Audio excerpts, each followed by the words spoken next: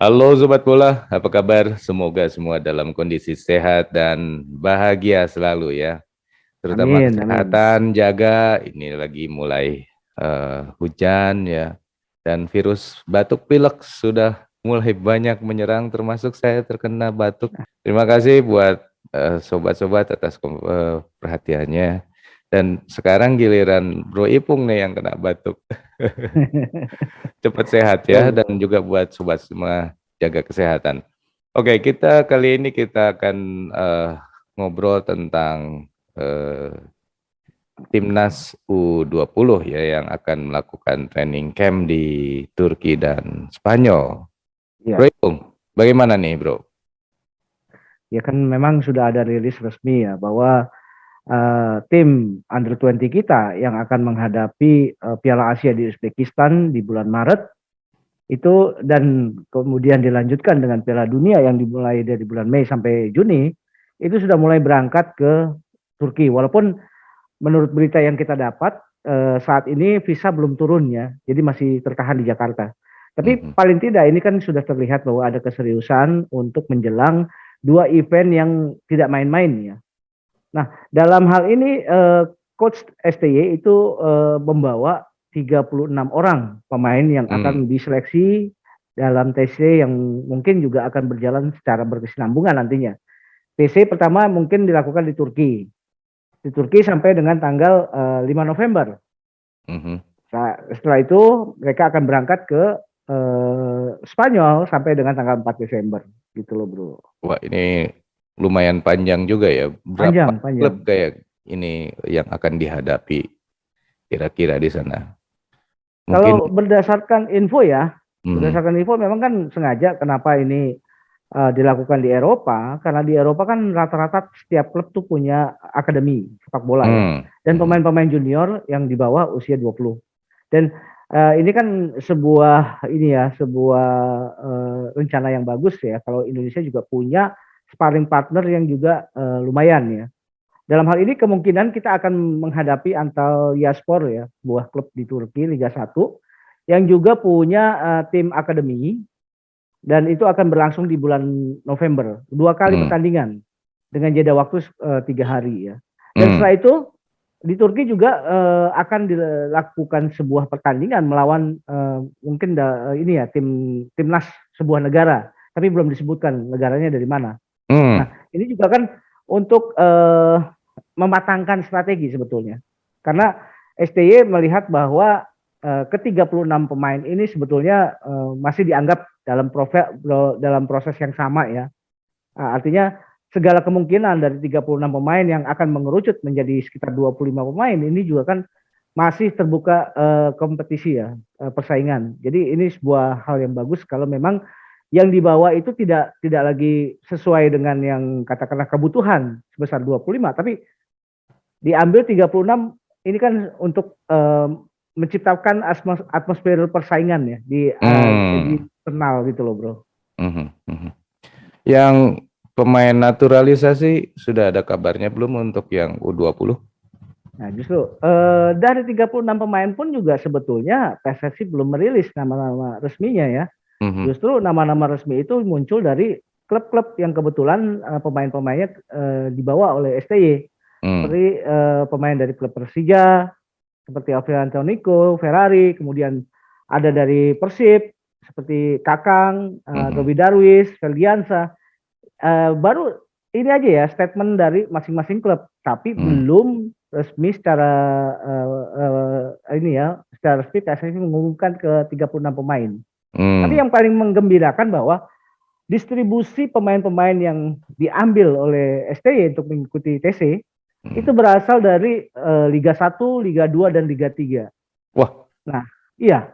Jadi ini kan sebuah ini ya, sebuah proses yang saya pikir juga bagus sekali ya, Hmm. bahwa pemain-pemain yang ada di Liga 2 maupun Liga 3 itu jangan berkecil hati bahwa pemantauan talent scouting dari timnya STY ini kan sudah merambah juga ke liga-liga yang lebih di bawah ya. Artinya Hmm. bukan Liga 1 kemudian menjadi jaminan mereka akan dibawa, tapi Mhm. tidak juga gitu loh, Bro. Ya, ya, ya, ya. Mm-mm. Oke, ada apalagi nih bro yang berkaitan dengan U20 ini? Naturalisasi belum ya? Belum ada ya kabarnya? Memang untuk pemain naturalisasi belum ada rilis resmi siapa-siapa orangnya. Tapi kita semua tentu berharap bahwa karena ini perhelatan juga bukan perhelatan yang ecek-ecek ya. Ini adalah tingkat Asia dan tingkat dunia. Kita harapkan naturalisasi juga sudah bisa ada realisasi dengan katakanlah proses yang lebih cepat. Itu juga kan akan memudahkan STY untuk mulai meracik ya pemain-pemain ini untuk katakanlah diambil chemistry-nya antara pemain yang lokal katakanlah ya dengan pemain yang diambil dari hasil naturalisasi gitu loh bro. Ya, tapi kelihatannya kalau pemain naturalisasi tidak bisa gabung dengan training camp ini tentunya karena kan mereka rata-rata bermain di Eropa.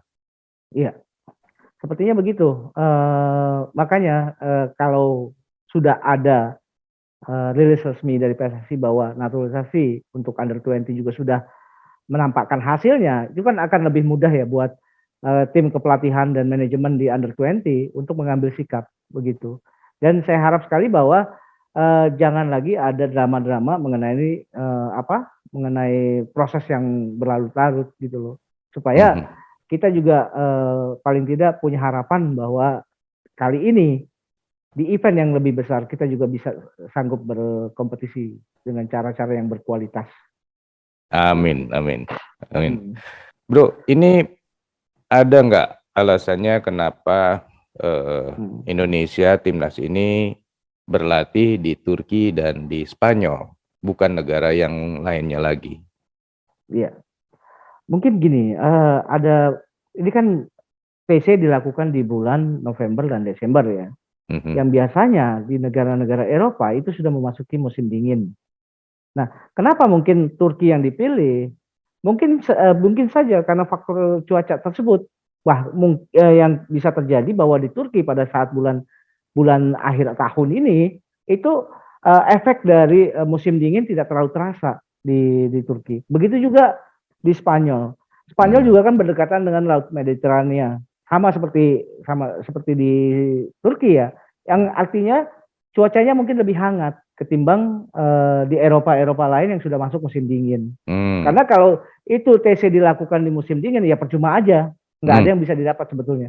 Nah, kemudian itu alasan pertama menurut saya ya. Alasan kedua, karena di kedua negara ini juga punya akademi sepak bola yang bagus. Kita tahu Turki punya Besiktas, punya Antalyaspor, punya Bursaspor, dan itu Galatasaray itu juga kan tim-tim yang bagus di Eropa ya.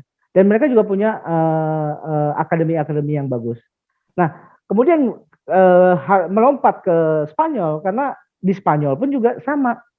Spanyol juga punya tim-tim dari Liga 1 yang punya akademi-akademi yang bagus. Bahkan sebetulnya kalau di Spanyol saya berharap Indonesia tuh bisa lawan La Masia gitu. Keren banget. Punya Barcelona ya. Iya. Iya. Itu bisa jadi pelajaran yang bagus sekali buat adik kita di timnas ya.